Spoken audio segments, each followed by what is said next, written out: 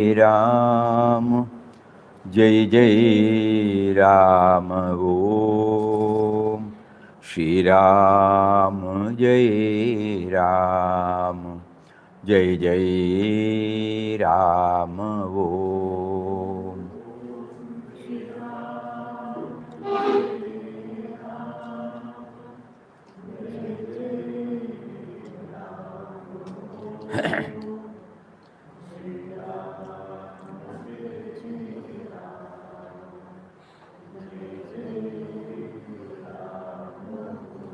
Om Shri Ram Jai Ram Jai Jai Ram Om Shri Ram Jai Ram Jai Jai Ram Om.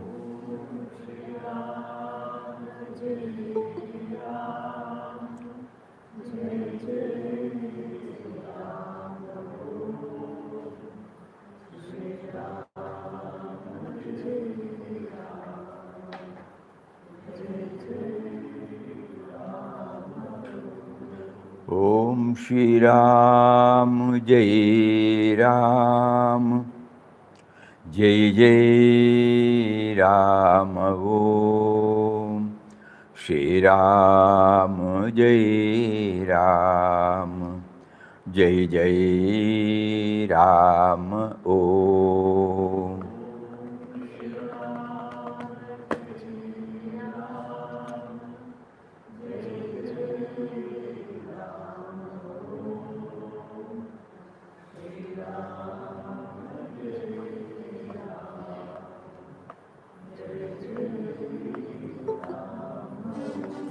Om Shri Ram Jai Ram Jai Jai Ram Om Shri Ram Jai Ram Jai Jai Ram Om.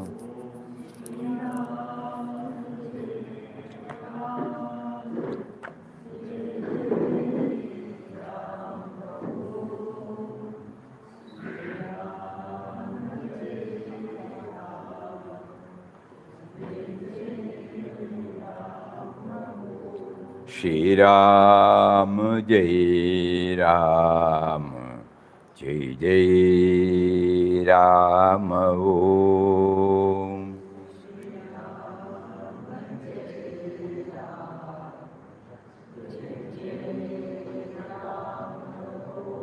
Shri Ram Jai Ram Jai Jai Ram Om.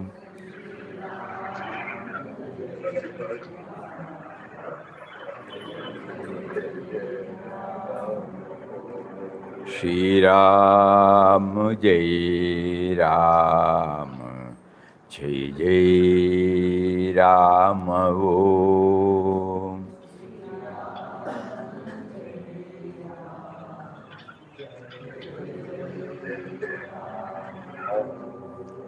Shri Ram Jai Ram Jai Jai Ram Om.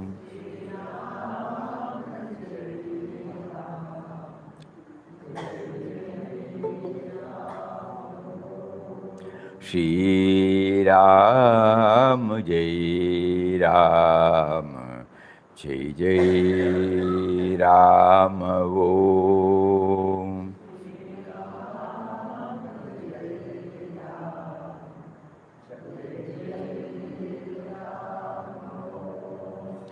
Shri Ram Jai Ram Jai Jai Ram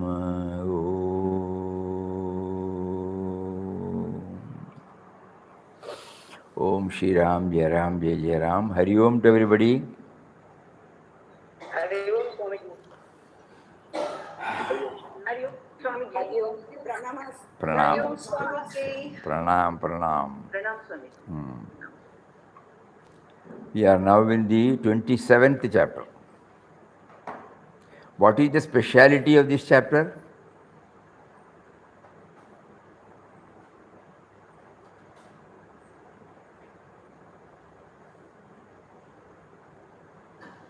That means nobody has the text.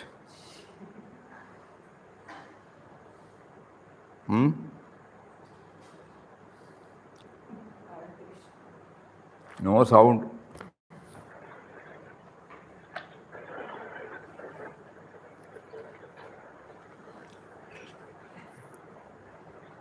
Twenty-seventh chapter. Mathura, Gokul, Brindavan.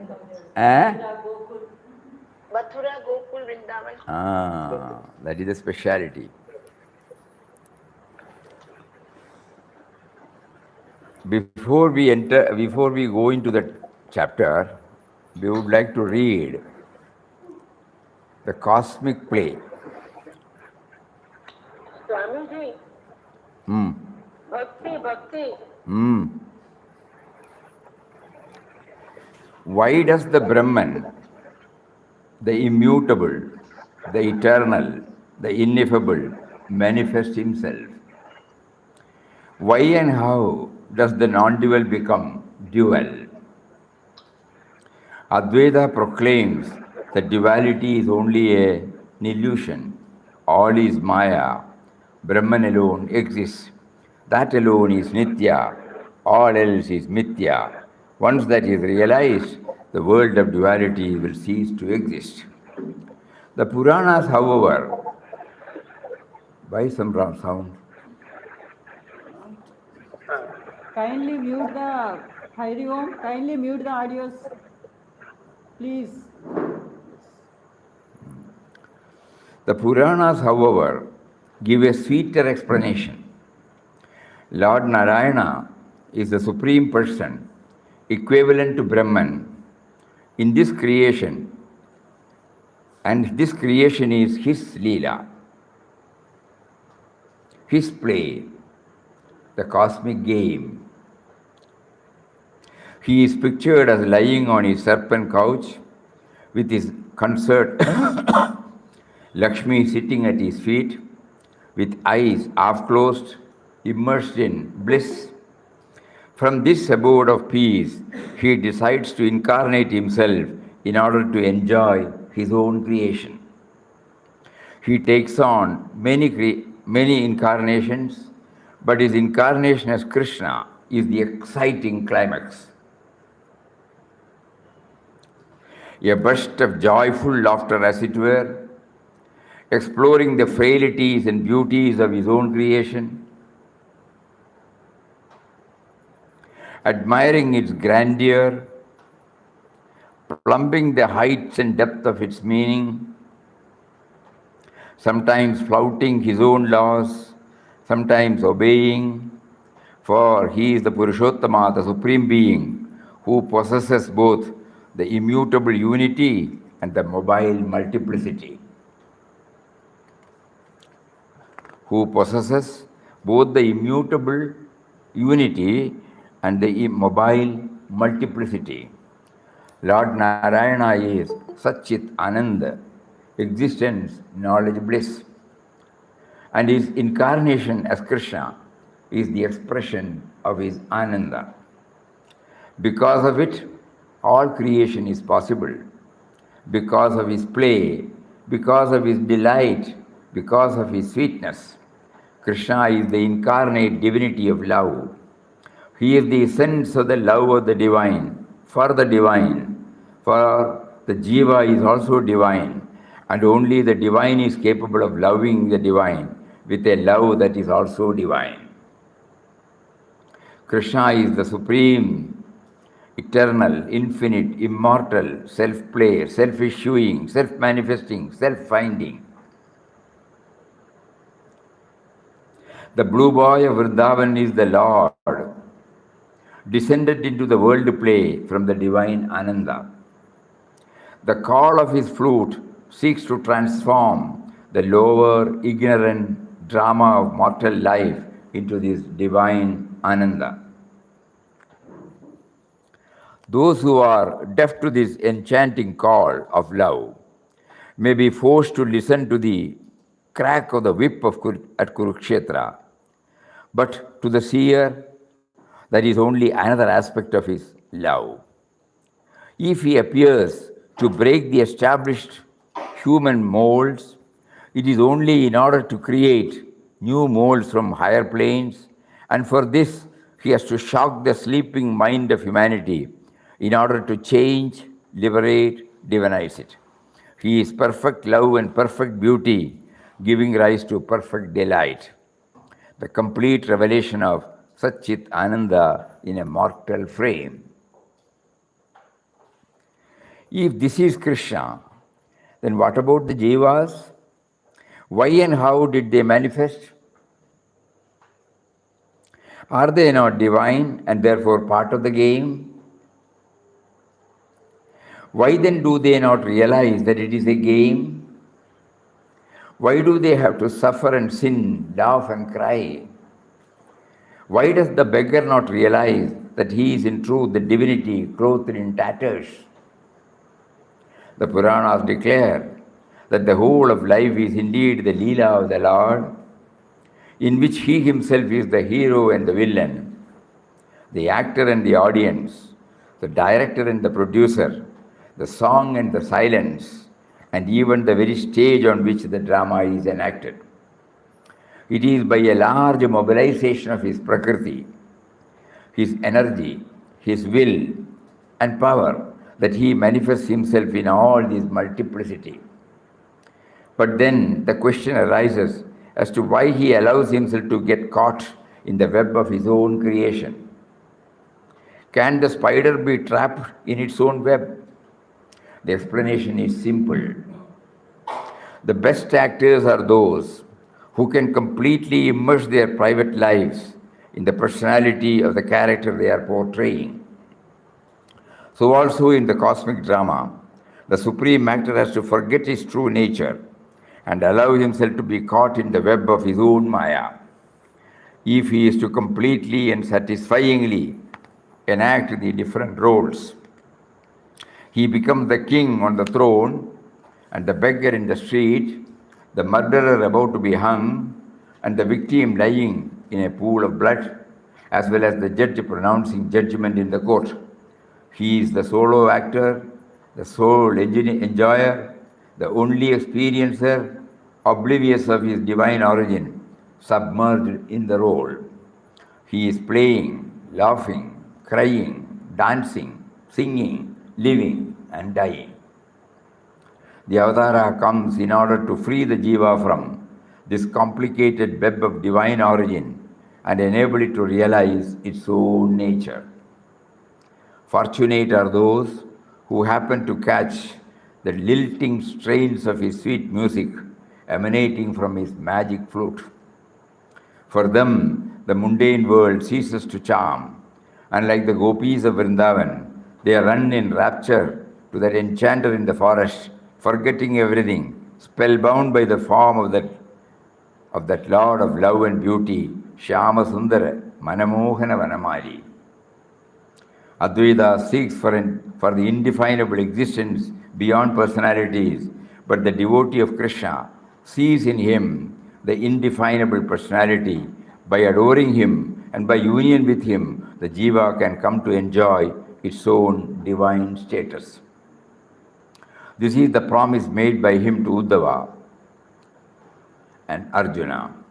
Only then does the beggar realize that he was in truth the king who had taken on the role of a mendicant. Then the cosmic drama comes to a close, the curtain falls, the actor, director, audience remains in blissful, enraptured consciousness of himself as Sat, Chit, and Ananda. This is the cosmic play, the play of God, inexplicable, tantalizing, adorable. Samarpanam at the lotus feet of Vanamali, the producer, director, and the sole actor of the whole drama.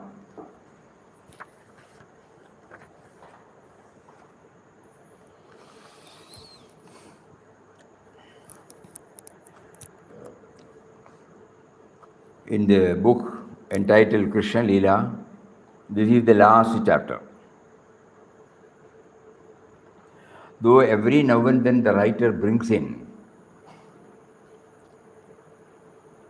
that Krishna is the Supreme One, who is beyond all forms, nowhere it has been beautifully brought out like this last chapter. And Papa was taken to Mathura, Gokul and Brindavan. As Papa was also blessed to have the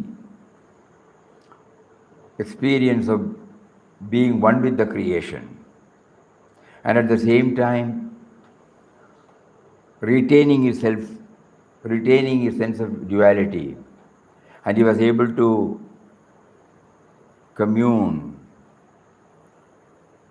with the Supreme One, the indwelling reality, the all-pervading reality. He was able to enjoy more in the Mathura, Gokul and Vrindavan. When we go there, though our mind associates with the various leelas of the Lord, we don't enjoy to this extent. Because to us, Lord Krishna is a separate entity, disconnected from us. But in Papa's case, Krishna is not a separate entity, but at the same time, he plays as a separate entity. At the same time, in Papa, the feeling of identifying himself as a devotee of Lord Krishna. So this is a rare phenomenon. So with that background, when we read this chapter 27, we will be able to derive the best out of it. So we will see, Mathura is the birthplace of that great incarnation, Sri Krishna. Sri Krishna is the veritable personification of love itself. His imperishable name lives still green and in all its pristine glory in the minds of all people in India. The Bhagavad Gita stands unraveled in the depth of its philosophy, pointing out the one goal which all human endeavor should aim at as the ultimate accomplishment of all life and existence. Mathura still remembers vividly the child Krishna and his charmed life, which is proved by the variety of mandirs in the place in which he is worshipped, daily in the form of gaudily dressed idols.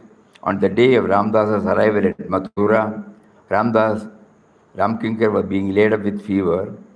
Before he came in touch with the new Sadhu Ram, went to the city in quest of the holy river Jamuna. Ram, who was ever ready to offer help to him, now brought him in touch with a Brahmin going towards the river. He came of his own accord towards him and proposed to lead him to the river. Here, one test. Ram made him to go through another test. What was that?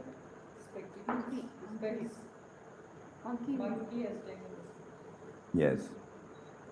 Papa was not able to go with Ram Kinkar because Ram Kinkar was with fever. So this test was given to Papa, and after that it solved as Ram has arranged another Sadhu Ram to accompany Papa. This is the test, Swamiji, given to Papa Ramdas. Okay. Then there is a second test then.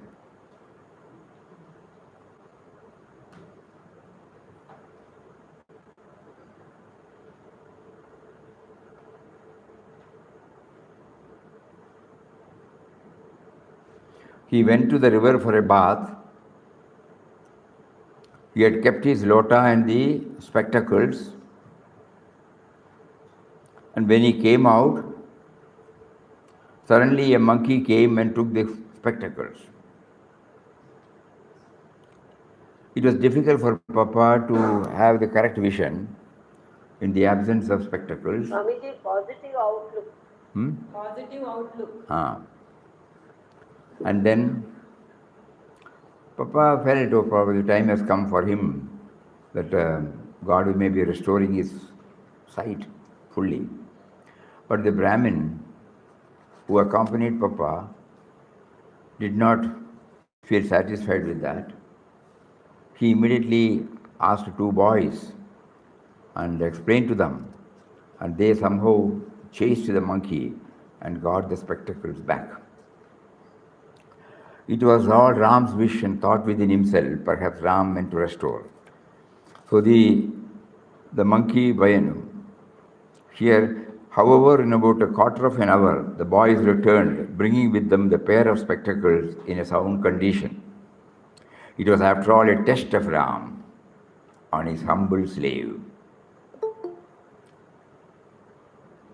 Any incident that is happening, either you take it the positive way or take it as a test.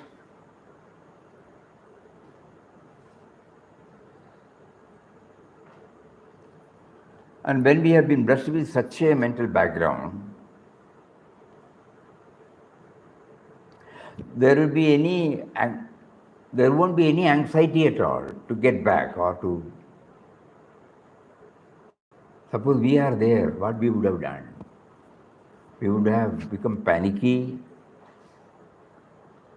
We would have grumbled, complained, made a big mess of it.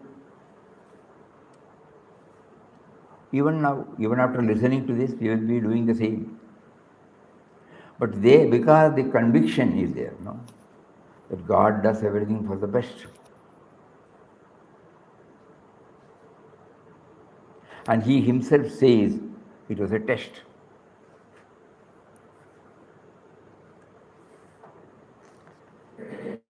Then he went to Govardhan. Govardhan was situated at a distance of 14 miles from Mathura. They reached this place at midday. Here was the famous hill of Govardhan, which is said to have been lifted up by Sri Krishna and supported on the tip of his little finger to protect the cows and cowherds, his playmates, from the heavy torrents of rain sent down by the angry god Indra. But this hill is fast diminishing and has come down almost to the level of the surrounding land. The stones cut out from the hill have been, for the most part, used in the erection of houses at the place. However, to represent the hill, a piece of rock from it is preserved, enclosed by an iron fence and with a top roof. Upon this rock, pilgrims pour ghee, milk, curds, and offer puja. Even from this rock, bits are knocked off by the pilgrims and carried as mementos. After securing food at a dharmshala, Ramdas and Sadhuram rested for a while in the afternoon. In the evening, both the Sadhuram and he were out on the road, going round about the town, when they heard from a distance the sound of bhajan. Thither Ram led him to the Sadhuram. Shortly after this, they found themselves in a small Ram Mandir, and in front of the images, about half a dozen saints were sitting and singing to the accompaniment of the cymbals, tambourine, and mridang, the glorious name of Ram. The words were Hare Ram, Ram Ram, Hare Hare, Hare Krishna, Krishna Krishna, Hare Hare.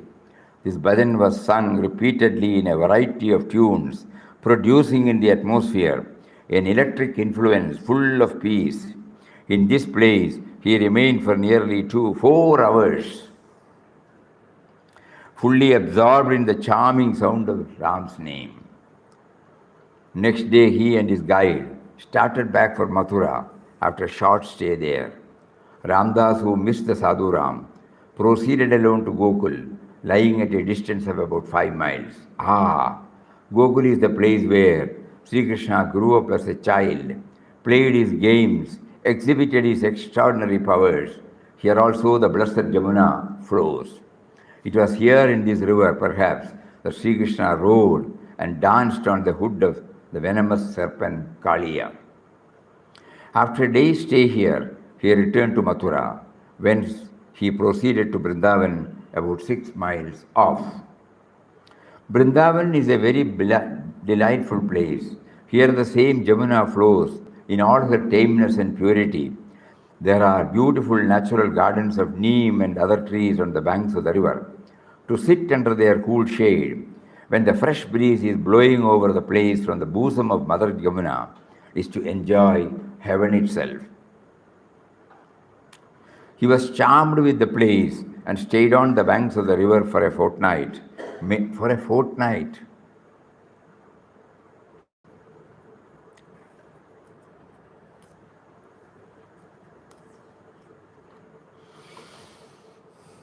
Made the dry sand his bed and seat for the night, and the shade of the trees a little above his resting place for the day.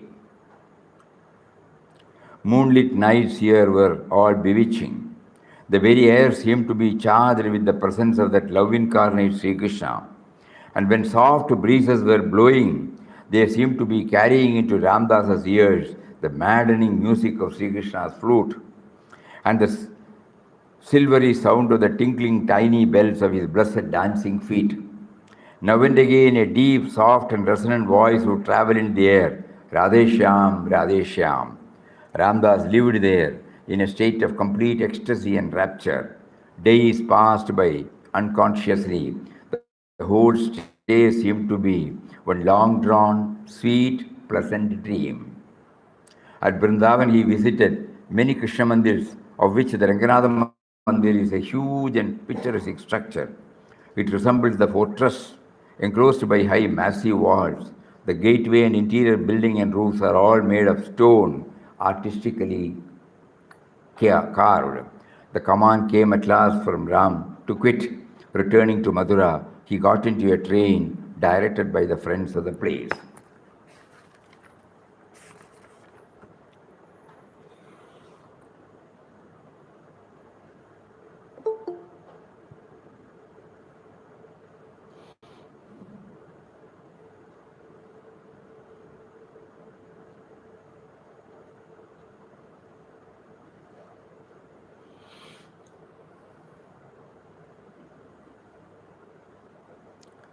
All these places are connected with Lord Krishna's, childhood days or boyhood days. A person who only views him as a separate person will not be able to sustain it. For 15 days he was staying there, reveling in that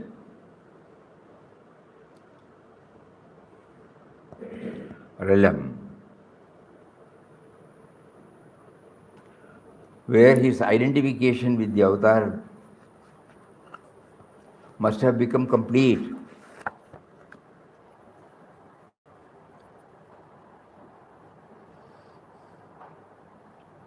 Because before he started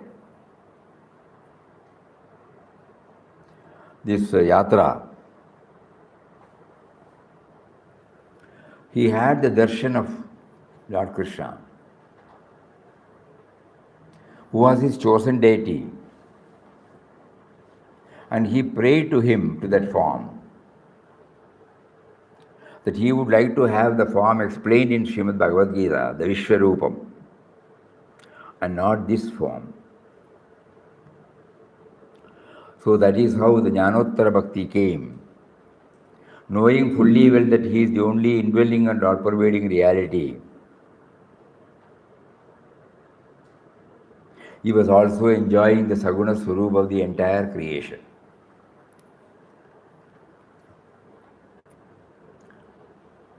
So this is the background Papa has. Unlike you and I, when we go there, though we also associate with Krishna's thoughts, it may be only for a short while.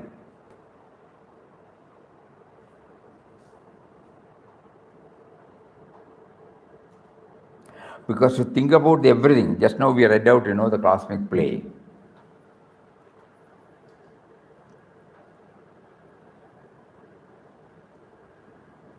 that he has become many. To enjoy, he decides to incarnate himself in order to enjoy his own creation. He takes on many incarnations, but his incarnation as Krishna is the exciting climax. A burst of joyful laughter, as it were, exploring the frailties and beauties of his own creation, admiring its grandeur, plumbing the heights and depth of its meaning, sometimes flouting his own laws, sometimes obeying. For he is the Purushottama, the Supreme Being, who possesses both the immutable unity and the mobile multiplicity.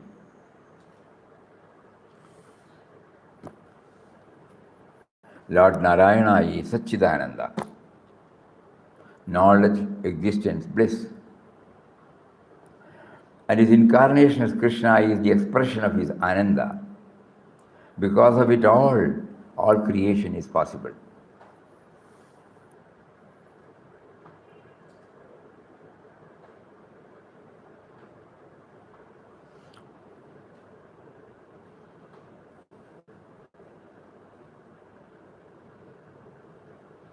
Excepting for that small test, the entire chapter makes us to closely associate with the avatar of Krishna.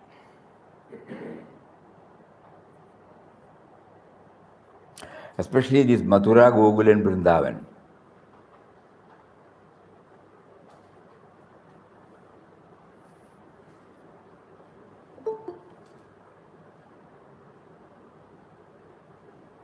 And that's why he said,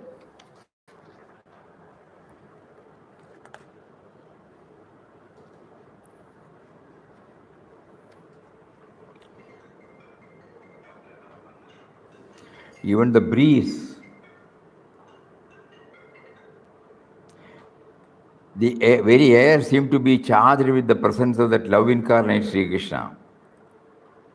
And when soft breezes were blowing, they seemed to be carrying into Ramdasa's ears the maddening music of Sri Krishna's flute and the silvery sound of the tinkling tiny bells of his blessed dancing feet.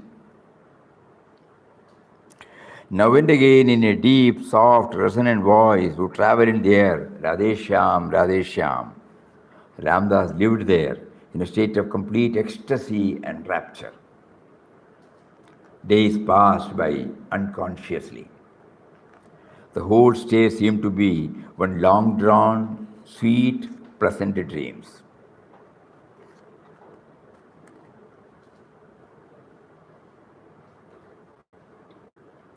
Swamiji, when the stage of complete identification comes, there are no more tests.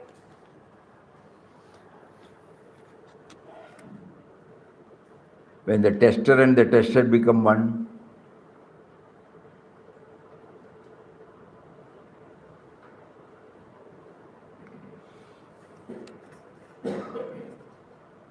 and again the tester goes apart and the tested becomes apart, no? Supreme ecstasy.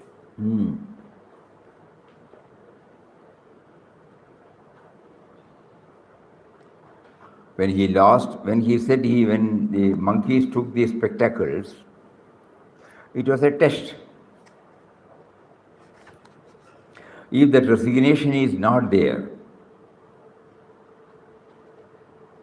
look here now, it is almost time to restart. What are you going to do? Later, no? Not Later. now. Yeah. Not now.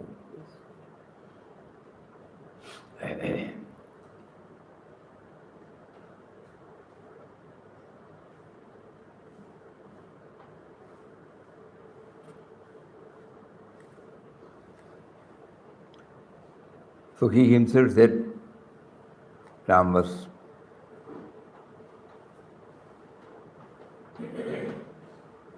it was after all a test of Ram on his humble slave.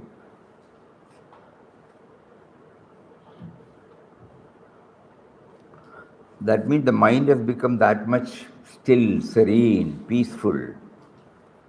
free from anxiety. Such a mind can easily enjoy the ecstasy. Again, we think about our own going. Though we may be visiting all the places of worship of importance,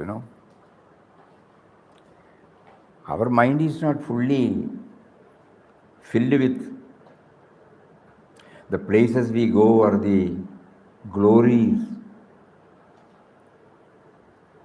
of that particular place or the murti. We are anxious about our belongings. We are anxious about our so many factors for our comfortable stay. And this is also included, that's all. So this chapter makes us to think on all these aspects. Everyone can go back to their own days when they visit such places. They take a lot of pains to go to their places. And then what happens? Our mind will be full of anxiety,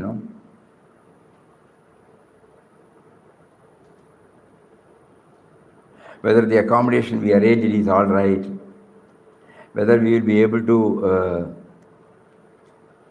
the arrangement we have made for our food is okay. So many things. They preoccupy, and when we actually go to the place of worship, probably for a split second we may enjoy the bliss. But again, we are very much worried. Somebody is missing, somebody is not there. Suppose there is too much crowd. So when he says he was there for 15 days, just think about it. And in detail he has given what are the factors that made him to really make use of it as the best opportunity. Vrindavan is a very delightful place. Here the same Jamuna flows in all her tenderness, tameness and purity. There are beautiful natural gardens of neem and other trees on the banks of the river. To sit under their cool shade, when the fresh breeze is blowing over the place from the bosom of Mother Jamuna, is to enjoy heaven itself. He was charmed with the place and stayed on the banks of the river for a fortnight. On the shade of the trees a little above, his resting place for the day, moonlit nights here were all bewitching, made the dry sand his bed and seat for the night. The very air seemed to be charged with the presence of that love incarnate Sri Krishna. And when soft breezes were blowing, they seemed to be carrying into Ramdasa's ears the maddening music of Sri Krishna's flute and the silvery sound of the tinkling tiny bells of his blessed dancing feet. Wow. The mind is full. Nothing else is there.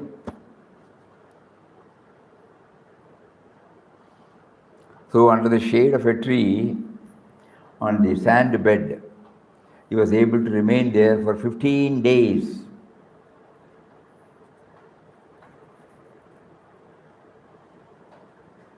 The purpose of narrating this must be, we infer it, that's what we feel. Acha, when you undertake any pilgrimage, prepare your mind well. Because you are going there to feel the presence of the master there or the deity there. Though he is there in your heart, that visit becomes instrumental in feeling, in making us to feel his presence. So what all we should do? If we don't prepare well, we may be going there and coming back. There may be some sentimental or emotional level satisfaction, but not a spiritual fulfillment. As we read, this is what he makes us to think. If Swamiji, ah, we must make our mind empty of anxieties and worries. fully with God thought. So before we go to any place, it is better, if we don't know, to associate ourselves with the Sthala Mahima, how the temple came, or the ashram came, how the Mahatma is there, or how the chosen deity is there.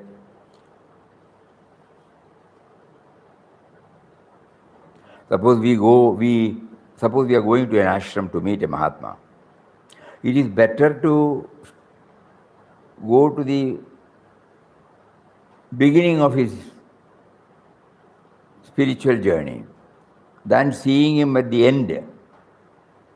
So that by the time we go there, our mind is full of the spiritual disciplines he passed through, and finally how it enabled him to scale the heights.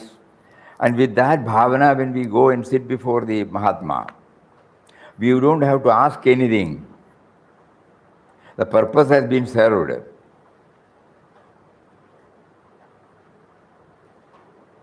He has mentally made us to go through the whole spiritual journey. Similarly, of the Ishtadevatas, chosen deity of the temple.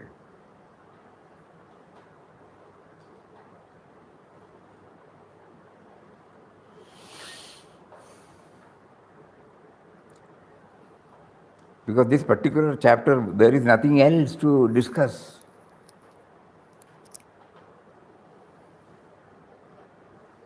How he was able to enjoy it, not enjoying, an ecstatic feeling. Actually, today, when we thought this is the chapter to be taken up, we went through the Krishna Leela again. And we went through the Mathura, Gokul and Brindavan episodes. What all he played.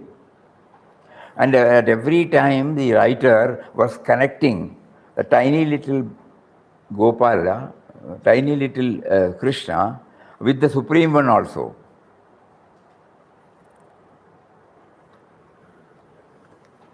It was very, very interesting. Not to just at one place he says, bondage of the boundless.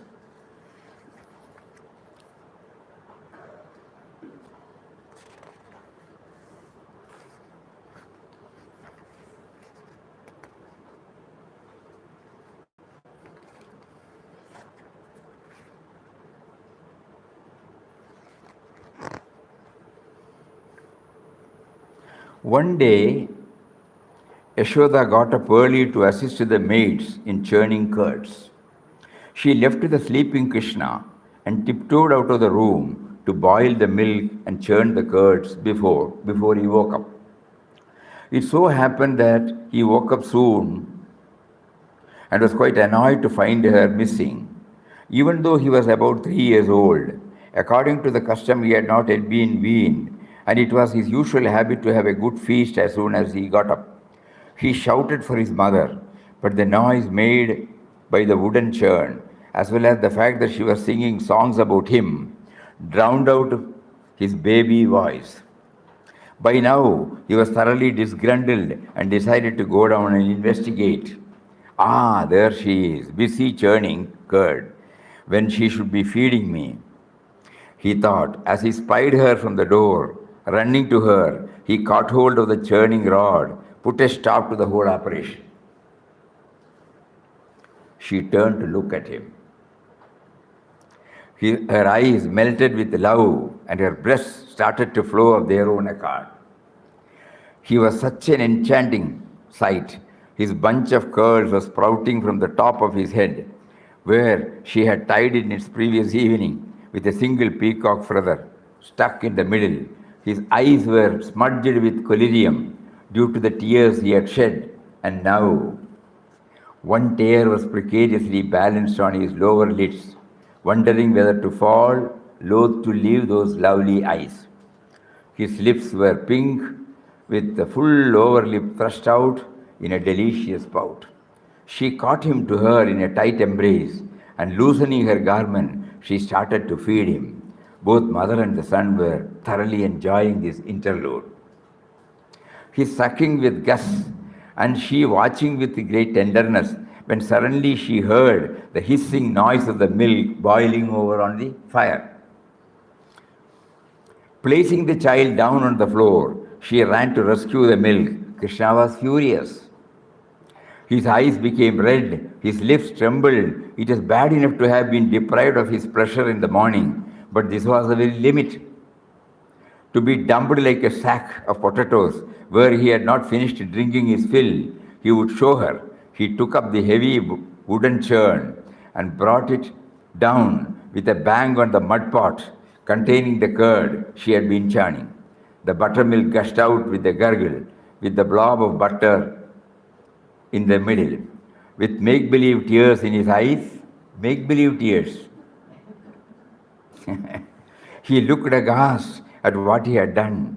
Deciding that discretion was the better part of valor, he hurriedly trotted off on. At the door, he turned and looked back. The blob of butter looked too inviting. Moreover, he was still hungry. He trotted back, rescued the butter, ran to the veranda, where there was a big rice husking mortar. Seating himself precariously on top of this, he proceeded to enjoy his stolen feast, throwing a few lumps of the kittens now and then. Yashoda returned after rescuing the milk and saw the mess he had made on the floor. But of the child there was no sign. She tiptoed and saw him sitting on the mortar, glancing here and there with the pretended fear of discovery written large in his eyes. She approached him slowly from behind. Turning around, he caught sight of her, jumped down, ran away. She gave chase to him who cannot be caught even in the mind of a meditating yogi, purified by austerity, crying and rubbing his eyes with buttery fingers, looking back anxiously at his mother, who was slowly catching up with him. He ran and hid behind the mortar. When she saw his fear, she threw away the stick she had been carrying and decided to tie him to the mortar. See, when we read, everything is done with a purpose. All this drama we will see later. She threw away the stick and decided to tie him to the mortar. Quickly she returned with the longest and strongest piece of rope she could find. Creeping up to the stone, she suddenly threw it over him and said, "Now I am going to tie you up." At these words, a tuft of curls bobbed up over the stone, followed by two anxious eyes, one tiny nose, and a pair of buttery lips ending in a determined chin that lifted up and rested on top of the stone. "I am going to tie you up," she repeated, hardening her heart against the plea in his enchanting look. His eyes looked down, but there was a mocking gleam in them. He was the unmanifest supreme, sporting as a human child, whom these gopis took to be their own son, and was trying to fasten to the mortar. Determinedly, she wound the rope around his waist, found it short by 2 inches, 2 fingers. So she attached another rope, wound it twice around him, again found it short by 2 fingers. She attached another rope with the same result. Thus she exhausted all the ropes in the house, and still there was a shortage of 2 inches to complete the round. The other gopis who had come to catch the fun now began to laugh at Yashoda's predicament. As for her, she could not imagine what the matter was. She was still to learn the folly of trying to bind the one who is boundless. The mocking gleam was more pronounced, and the gopis started tittering among themselves. She did not believe us when we told her, and see, now she herself is suffering. The poor mother was desperate. She cast an imploring look at her little son. Seeing the pathetic sight of his perspiring mother, with hair disheveled and flowers falling, Krishna felt pity allowed himself to be bound. Not even the gods could attain as much grace from him as he showed onto this gopi, his mother, for the rope of love is the only cord capable of binding the boundless. What a beautiful way. No?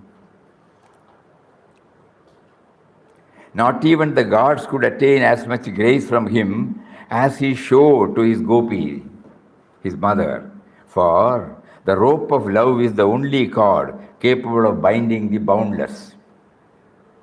Just you stay there, you naughty boy, she said sternly, as she bound him with ease, thereby hoping to convince the others that she was fully capable of punishing the little rogue. Everyone drifted away, leaving him alone. His mother also went inside after admonishing him once more. Luckily, he had thought of hiding some of the butter in the hole of the mortar. He took it out, had a small feast, but soon he became quite bored. What was he to do now? Since he had given an unspoken promise to his mother to remain tied. Suddenly he spied a pair of gigantic trees in the distance. They were growing very close to each other. In fact, between them, there was such a small gap that only a very small boy like him could manage to squeeze through. He was struck with a desire to put his theory into the test. Now was the good time. He set off a brisk trot on his chubby legs, followed by a grumbling, rumbling, pounding stone. In all its life, it had never been treated so ignominiously. It hardly befitted a stone of its dignity to be bouncing up and down in the wake of a small boy like this. Krishna had reached the trees, passed with ease through the gap between them, thereby proving his point. But the poor stone got well and truly stuck. Krishna looked back, saw the impediment. 1, 2, 3. He said and gave a slight tug. Both the trees crashed on the ground. In their place stood two handsome celestials. They were the sons of Kubera, the god of wealth, and were known as Nala Kubera and Manigriva. They had been cursed by the sage Narada in order to curb their pride arising from the intoxication of wealth. The spell could only be lifted by the touch of the Lord, who had embarked on this particular game to fulfill the words of his devotee, Narada. With folded palms, they bowed low and extolled him. Bless us, O Lord, for we are the servants of your devotees, Narada. It was by his blessings that we have this opportunity to see you. In the future, may our words be always devoted to the narration of your excellence. May our ears be always listening to the accounts of your deeds. May our hands be ever engaged in performing work for your sake. May our mind ever rest in constant remembrance of your feet. May our heads always remain bowed in reverence before your temple, which is the whole universe. Hearing this, the Lord was pleased. He blessed them, sent them back to their abode in the Himalayas. The celestials rained flowers on him, addressed him with a new appellation, Damodara, the one with a rope around his vest. Hearing the terrific sound of falling trees, Nanda and Gopalas rushed to the place to find Krishna sitting happily on the mortar, eating the small blackberries from the tree. Nanda now proceeded to liberate him, who is capable of liberating all souls. Yashoda anxiously inspected him for bruises, but could find none. Everyone commented on the miraculous way in which this child managed to escape from danger. So like that, there are so many, where you find the Supreme One behaving like a limited one. All with a definite purpose. And when Papa says he enjoyed 15 days there, his mind was fully occupied with Krishna's mission. Both as an avatar. Huh? Swamiji? Huh? Today is Ekadashi, Swamiji. Eh? Today is Ekadashi. Oh. So nice to hear Krishna Leela today. He has been extremely kind enough to make us to read this. At least read, and enjoy. If reading itself is giving us joy, we can imagine what would have been our joy when we start experiencing it. Mathura, Gokul and Brindavan. So before we go to Mathura, Gokul and Brindavan, it would be advisable to read what all exploits he did. And at the same time, not limiting to a display, always connecting ourselves with the Supreme One, who is in us, who is everywhere around us. That is the beauty, In this book, Vanamali, she every now and then, she ensures that it is his play, cosmic play. And he makes it so lively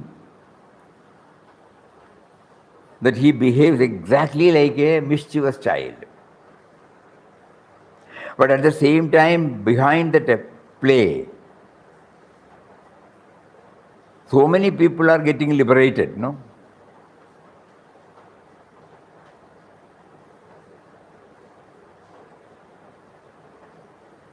Especially now imagine when she was trying to bind him and she found the two fingers short. Every time she ties with a new piece, again the same thing comes. So we can't bind the boundless. But at the same time we can bind him.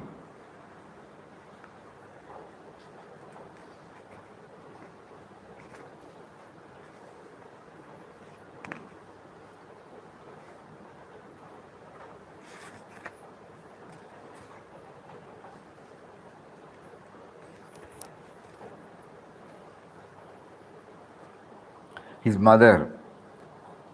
Not even gods could attain as much grace from him as he showed to this gopi, his mother. For the rope of love is the only cord capable of binding the boundless.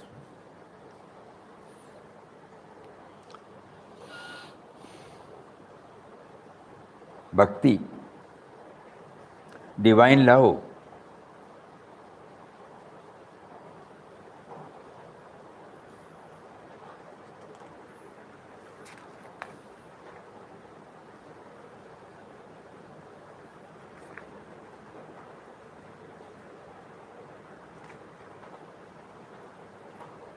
Another day, anyway, it's already.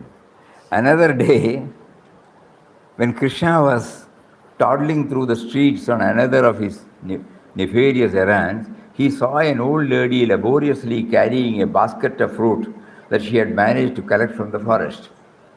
Give me some, he lisped, running to her and tugging her at her sari. She looked at this face and was lost. I generally sell my fruits in exchange for grain, but for you I will give my whole hoard free. Krishna, the bestower of the fruits of action to all, refused to take anything free. My father is very rich. He has plenty of grains. Come with me. I will give you as much as you wish. So saying, he darted off like a blue arrow, and the woman labored after him. This way, that way, she saw flashes of blue fire, and soon came to his house. By this time, Krishna had darted inside, imperiously calling her mother to get the grain, but Yashoda had gone out for a visit. The house seemed deserted. What was he to do? Going inside, he grabbed as much grain as his little hands could hold, and with the greatest concentration, he walked with bated breath, gazing fixedly at his hands so that not even a single grain would fall. But despite his best efforts, all along his passage, the grain slipped through his baby fingers. When he emptied the two fistfuls with a sigh of relief into her basket, it was doubtful whether there were more than 5 or 6 grains altogether. The child beamed with joy at his own effort and looked happily at the old lady. She smiled tenderly at him, wiped the beads of perspiration from his forehead with her torn garment. See the bhakti, Then she sat down on the steps, made him to sit in her lap. She took a fistful of berries from the basket, filled his cupped palms. Two more were needed to fill them to the brim. She turned to search for two big berries to place on top. When she looked around, his hands were empty. Once more she filled them. Once more the same thing happened. This kept on until the last berry was in his mouth and the basket became empty. Are you satisfied now, my precious? She inquired anxiously. He nodded. He nodded his head vigorously so that the bunch of curls bounced up and down. He could not speak. His mouth was too full. Though she had received only a few grains in return for her entire store of fruit, the old lady's heart was filled with unspeakable joy. Something for us to ponder over these words, Lifting the empty basket onto her head, she walked forward with a lilt. She had hardly gone a few steps when she felt a great weight on her head, and putting the basket down, she found that it was filled with precious gems as big as the fruits. They sparkled in the sun, glistening and gleaming, some black like Krishna's eyes, winking at her in mischief, some blue like his body as he darted before her, some pink like his palms, upturned to receive her fruits. Everywhere, her poor old eyes were dazzled by the glimpses of him. Nothing could she see, but she did not mind, for inside her heart his form shone forever. Who can explain the Leela of this divine being who played these pranks to the delight of the simple cowherds of Gokula? Assuming the role of a village child, he sang and danced at the command of the gopis as if he were a sort of puppet. He fetched and carried for them, played and pranced for them, ran to do their bidding to show that he was one who subordinates himself. Beautiful word. He was the one who subordinates himself to fulfill even the slightest wish of his devotees. Who subordinates himself to fulfill even the slightest wish of his devotees.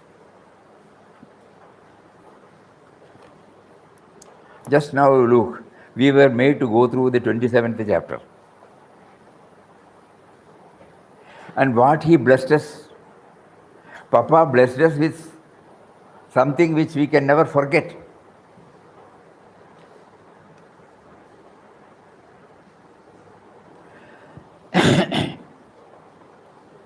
And we can now imagine if we are able to enjoy this for 2 minutes reading or 5 minutes reading, when he was completely absorbed in the whole play of Krishna, both as the Supreme One as the little one, he was able to ecstatically spend his 15 days unconcerned by anything outer. No?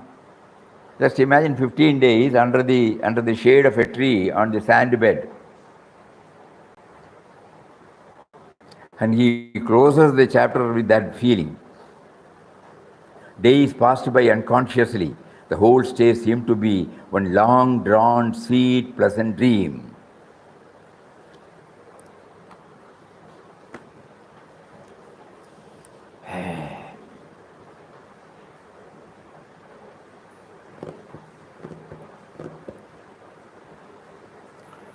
This is the advantage of having this Jnanottara Bhakti, Every now and then he gives us this sweet, the sweet of the sweetness,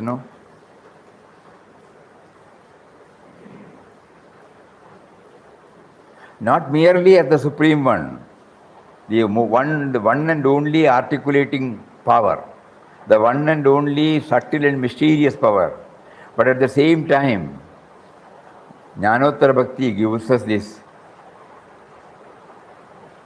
wonderful, wonderful opportunity of enjoying his play, enjoying his company.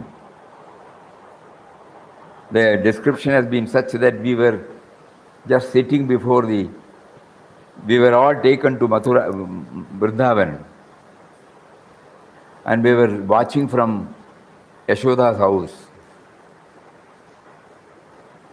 because the explanation himself has come out of that enjoyment. That is why it is so exciting. While writing, Vanamali must have experienced this. Otherwise, this cannot be brought out by this. And every now and then she tries to connect with the Supreme One. So she was also enjoying both Jnanottara Bhakti.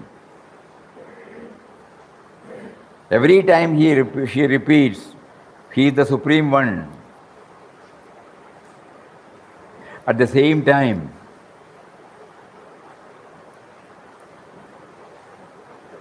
herself watching the play he had while he was a small boy. Eh? Vennai Thiridiya Kallan.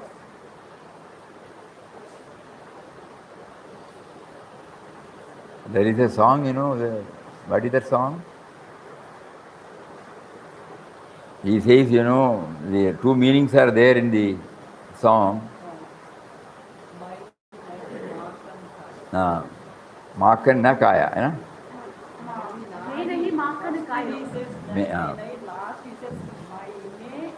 We enjoy that song, we enjoy the tune, but we really miss what it is supposed to give us. Now Papa is teaching us through this particular chapter. He is teaching us how to, why all these avatars have come, why we go on a pilgrimage, why we crave for darshan of such things. When we go there, what should be our mental attitude to enjoy the maximum, to derive the maximum benefit out of it. Today he gave us. Let us all try to dwell on it more and more deeply. Hari Om. Om Shri Ram Jai. Om Shri Ram Jai Ram. Jai Jai Ram. Om Shri Ram Jai Ram. Jai Jai Ram. Om.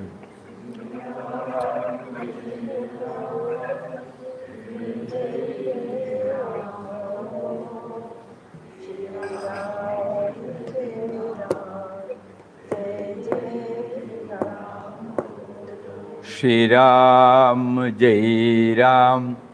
Jai Jai Ram. Om Shri Ram Jai Ram.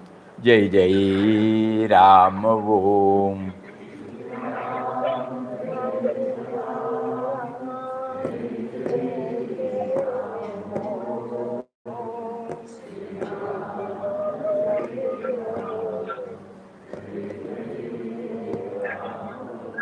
Shri Ram Jai Ram. Jai Jai Ram. Om Shri Ram Jai Ram. Jai Jai Ram.